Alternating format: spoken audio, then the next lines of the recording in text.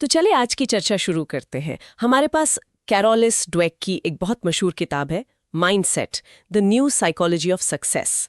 इस पर आधारित एक रिव्यू है और आज हम इसी के जो मुख्य आइडियाज हैं उन पर बात करेंगे, देखेंगे कि इसमें हमारे लिए क्या खास है। इस किताब का जो सेंट्रल आइडिया है ना, वो सुनने में शायद सिंपल लगे पर है बड़ा गहरा, कि हमारी जो मानसिकता है, मतलब हमारा सोचने का तरीका, वो काफ़ी हद तक तय करता है कि हम लाइफ में कितना सीखते हैं, कितना आगे बढ़ते हैं। और ये सिर्फ कोई किताबी बात नहीं है, यह हमारी रोज़ की ज़िंदगी से जुड़ी है। तो आइए इस आइडिया को थोड़ा और खोलते हैं। रिव्यू हमें दो तरह की मानसिकता के बारे में बताता है, तो देखते हैं ये क्या है और कैसे ये हमारी सोच, हमारे एक्शन, इन सब पर असर डालती हैं। पहले थोड़ी बात लेखिका की करते हैं, कैरोल ड्वेक। रिव्यू में बताया गया है कि वो एक जानी मानी मनोवैज्ञानिक है, स्टैनफोर्ड यूनिवर्सिटी में प्रोफेसर रही हैं और उनकी जो सालों की रिसर्च है वो इसी एक सवाल के आसपास घूमती है कि हमारी मान्यताएं, खासकर अपनी काबिलियत के बारे में, वो हमारी सक्सेस, हमारे रिश्तों और हमारी खुशी को कैसे बनाती है। तो पहली मानसिकता जिसकी बात ये रिव्यू करता है वो है फिक्स्ड माइंडसेट। हम इसे स्थिर मानसिकता कह सकते हैं शायद। इसका मतलब, जैसा रिव्यू में समझाया गया है, ये है कि कुछ लोग मानते हैं कि उनकी इंटेलिजेंस, उनका टैलेंट, उनकी जो क्षमताएं हैं, वो सब बस फिक्स्ड है, जन्म से मिली है और बदल नहीं सकती। मतलब या तो आप किसी चीज में अच्छे हो या नहीं हो, बस। और ऐसे लोग ना अक्सर नई चुनौतियों से बचते हैं। क्यों? क्योंकि डरते हैं कि कहीं फेल ना हो जाए, कहीं उनकी कमी सामने ना आ जाए। हाँ, और ये सोच जो है ना, सुनने में शायद लगे कि ठीक है, अपनी अपनी सोच है, लेकिन इसके असर काफी गहरे हो सकते हैं। अगर कोई ये मान ले कि भाई मेरी काबिलियत तो बस इतनी ही है, तो वो मुश्किल काम से बचेगा ही। वो जो फेलियर का डर है वो इतना हावी हो जाता है कि इंसान कोशिश करने से ही कतराता है। सोचिए, अगर किसी को लगता है कि वो मैथ्स में अच्छा नहीं है, तो क्या वो कोई मुश्किल सवाल हल करने की कोशिश करेगा? शायद नहीं करेगा। तो ये मानसिकता जो है वो असल में सीखने के दरवाजे ही बंद कर देती है। एक तरह से इंसान खुद अपनी बनाई हुई लिमिट्स में फंस जाता है। बिल्कुल, सुनने में ही कितना लिमिटेड लगता है। और इसके बिल्कुल उलट रिव्यू दूसरी मानसिकता की बात करता है, ग्रोथ माइंडसेट, यानी विकास वाली मानसिकता। तो इस नजरिए वाले लोग, जैसा रिव्यू बताता है, वो ये मानते हैं कि काबिलियत, क्षमताएं ये कोई पत्थर की लकीर नहीं है। उन्हें लगता है कि हाँ, मेहनत करके, प्रैक्टिस से, सही स्ट्रैटेजी अपनाकर, दूसरों से सीखकर किसी भी स्किल को बढ़ाया जा सकता है। और मजे की बात यह है कि ये लोग फेलियर को ऐसे नहीं देखते कि हाय मैं बुरा हूं, बल्कि उसे सीखने की प्रोसेस का एक जरूरी हिस्सा मानते हैं, एक फीडबैक की तरह। और यही नजरिया जो है वो रेजिलियंस, मतलब लचीलेपन की जड़ है। हाँ। जब आप मानते हैं कि आप सीख सकते हैं, आप बेहतर बन सकते हैं, तो चुनौतियां आपको डराती कम है और उनमें मजा ज्यादा आने लगता है। असफलता एक स्टॉप बन जाती है, एंड पॉइंट नहीं। हाँ। और ये सोच हमें हिम्मत देती है रिस्क लेने की, नई चीजें ट्राई करने की, अपनी गलतियों से सीखने की। ये सिर्फ स्किल डेवलपमेंट की बात नहीं है, ये हमारी मुश्किल हालात से उभरने की ताकत को भी बढ़ाती है। सोचिए जरा, ये मेंटल हेल्थ के लिए कितना पॉजिटिव हो सकता है। हाँ, ये वाकई एक बहुत पावरफुल आइडिया है। रिव्यू इसी ग्रोथ माइंडसेट से जुड़े कुछ खास सबक भी बताता है। पहला तो सीधे सीधे फेलियर से जुड़ा है कि भाई असफलता अंत नहीं है, वो तो एक तरह की जानकारी, एक सूचना है। रिव्यू इस बात पर जोर देता है कि जिसका ग्रोथ माइंडसेट है वो फेलियर को ये समझने के लिए यूज करता है कि अच्छा क्या काम नहीं कर रहा, आगे क्या अलग करना है। वो इसे पर्सनल अटैक की तरह नहीं लेता, बल्कि जैसे कोई पजल सॉल्व कर रहा हो। हाँ, और अगर हम इसे थोड़ा बड़े पैमाने पर देखें ना, तो ये हमारे समाज के लिए, हमारे एजुकेशन सिस्टम के लिए भी एक बड़ा मैसेज है। अक्सर क्या होता है, हमारे सिस्टम में गलतियों को पनिश किया जाता है या उन्हें नेगेटिव तरीके से देखा जाता है। लेकिन ड्वेक का काम हमें याद दिलाता है कि सीखने के लिए गलतियां करना कितना जरूरी है। अगर हम फेलियर के डर को कम कर सकें तो हम इनोवेशन के लिए, क्रिएटिविटी के लिए ज्यादा जगह बना सकते हैं। और ये सिर्फ इंडिविजुअल लेवल पर नहीं, ये ऑर्गेनाइजेशंस के लिए, टीमों के लिए भी उतना ही सच है। जहां एक्सपेरिमेंट करने की आजादी होती है, वहीं तो नई खोज होती है। और फेलियर को इस तरह देखने का नजरिया वो सीधे सीधे अगले पॉइंट से जुड़ता है जो रिव्यू में बताया गया है, प्रयास का महत्व, एफर्ट। कई बार हमें लगता है कि सक्सेस तो बस टैलेंट की बात है या किस्मत की, लेकिन रिव्यू कहता है कि ड्वेक की रिसर्च इस सोच को चैलेंज करती है। ग्रोथ माइंडसेट वाले लोग समझते हैं कि किसी चीज में महारत हासिल करने के लिए लगातार कोशिश करना, मेहनत करना और लगे रहना बहुत जरूरी है। ये वो जो नेचुरल टैलेंट वाला मिथ है ना, उसको तोड़ता है। ये वाकई एक बहुत कॉमन गलतफहमी है। मीडिया में, कहानियों में इसे अक्सर बढ़ा चढ़ाकर दिखाया जाता है, रातों रात मिली सफलता या जन्मजात जीनियस। ड्वेक का काम हमें याद दिलाता है कि किसी भी फील्ड में टॉप पर पहुंचे लोगों की कहानियों के पीछे देखें तो सालों की मेहनत होती है, प्रैक्टिस होती है, अनगिनत बार फेल होकर उससे सीखने की प्रोसेस होती है।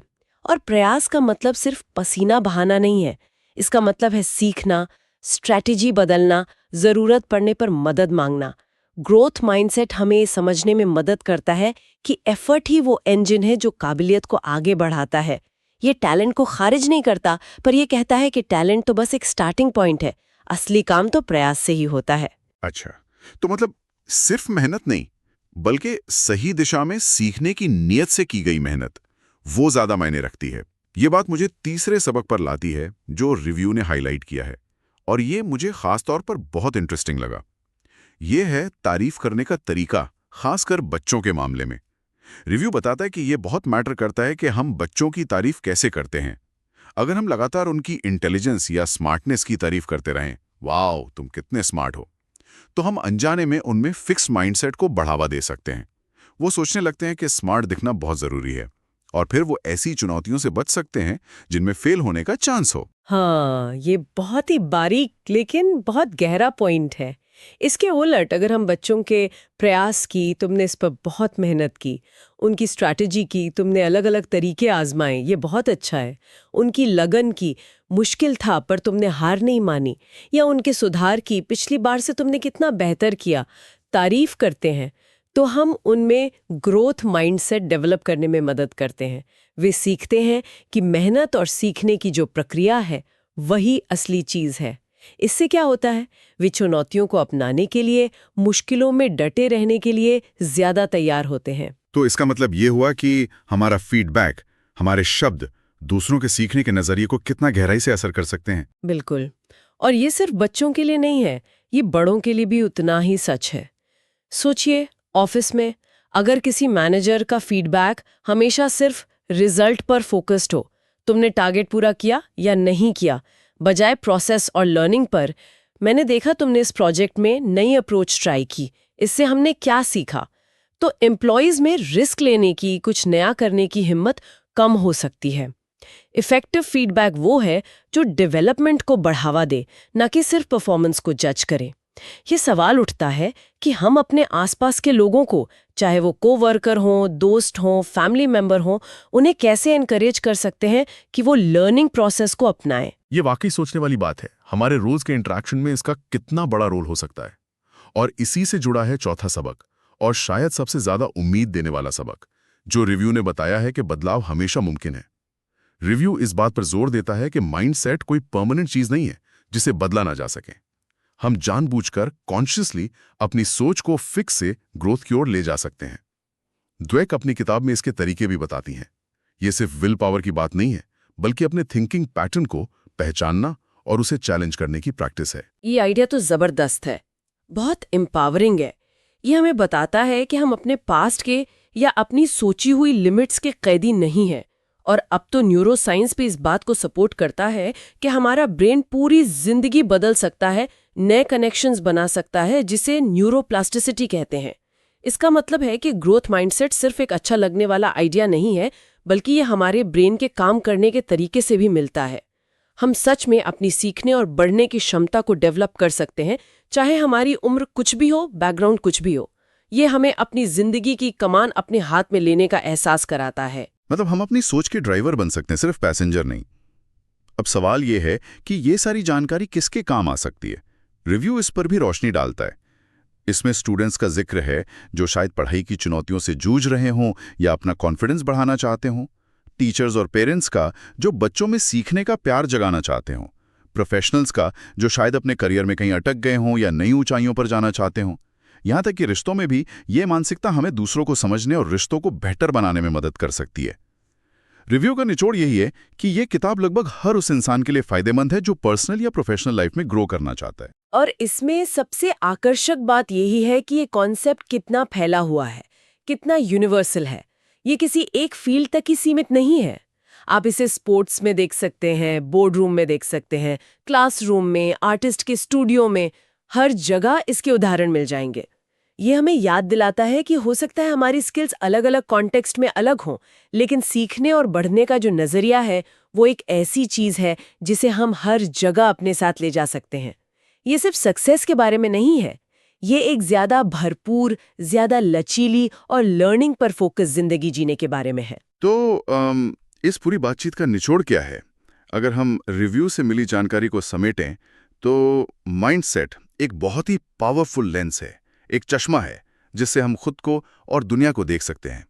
ये हमें सिखाता है कि हमारी जो मान्यताएं हैं वो हमारी सच्चाई को बनाती हैं। मुख्य संदेश शायद यही है कि चुनौतियां मौके हैं बढ़ने के, असफलता सीखने का डेटा है और कोशिश ही वो चाबी है जो हमारी क्षमताओं को खोलती है। और सबसे बड़ी बात, हमारी मानसिकता हमारे काबू में है। हम इसे चुन सकते हैं और हम इसे बदल भी सकते हैं। और आखिर में एक सवाल छोड़ जाते हैं सोचने के लिए सबके लिए। अगर ये सच है कि मानसिकता बदली जा सकती है, जैसा कि ड्वेक का काम और ये रिव्यू हमें बताते हैं, तो जिंदगी का कोई ऐसा एक एरिया चुनिए जहां शायद आप थोड़ा अटका हुआ या लिमिटेड महसूस करते हो। उस एरिया में ग्रोथ माइंडसेट की तरफ बढ़ने के लिए वो सबसे पहला छोटा सा ठोस कदम क्या हो सकता है जो आज उठाया जा सकता है? शायद सिर्फ अपने अंदर की उस आवाज को सुनना जब वो कहती है मैं ये नहीं कर सकता या ये बहुत मुश्किल है, और उससे बस पूछना क्या ये वाकई सच है या ये सिर्फ एक फिक्स्ड माइंडसेट की आवाज।